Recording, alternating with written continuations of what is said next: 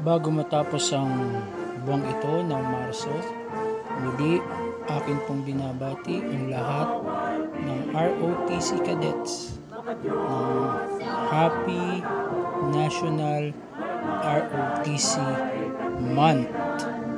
Ngayong Marso 1 hanggang 31, 2024. Mabuhay ang ROTC, mabuhay ang Sandatahan Lakas ng Pilipinas, mabuhay din ang lahat ng laangkawan.